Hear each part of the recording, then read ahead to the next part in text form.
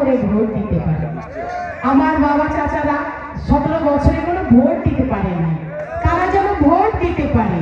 আমার মায়েরা তারা ভোট দিতে পারে। পেরেছেন? হাত তুলে দেখান। হ্যাঁ, ঠিক আছে। আমি দেখছি আল্লাহর রহমত দিয়ে একটু বৃষ্টি হয়েছিল, ওটা আপনাদেরকে একটু আরাম করে বসার জন্য মাটি ঠান্ডা করে দিয়েছে। আমার সাথে কথা হলো অনেকক্ষণ, অনেক কথা বললাম। আমি আমার মা বোনদেরকে বলবো, আপনারা সক্রিয় হবেন, আপনারাও কাজ করবেন, দলের অংশ নেবেন, অংশীদার হবেন। আমার সামনে আছেন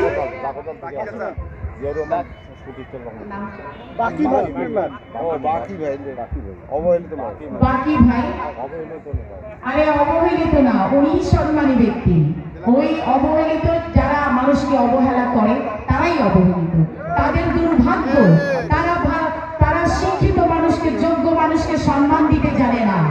আজকে আপনি যদি সম্মানী মানুষের সম্মান কেড়ে নেন, কালকে আল্লাহ আপনার সম্মান কেড়ে নেবেন। বাকি ভাইকে আমি শ্রদ্ধা জানাই, যিনি আমার শ্রদ্ধেয় আদর্শিক, আমার দেশের নেতা, বীর বিক্রম, বীর মুক্তিযোদ্ধা, স্বাধীনতার ঘোষক শহীদ রাষ্ট্রপতি জিয়াউর রহমানের সাথে জাগদল করেছিলেন। ওনাকে আপনারা সম্মান সূচক জোরে হাত তালি দেন। আমি আজকে আর বাড়াবো না। আপনারা কি আমার কথা বুঝতে পেরেছেন? যদি বুঝে থাকেন তাহলে আমার সঙ্গে থাকবেন, আমার সাথে পথ চলবেন, আমার সাথে দলের কাজ করবেন। ইমানের সাথে করতে হবে।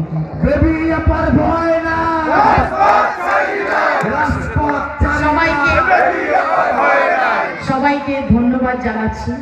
আমি সকলকে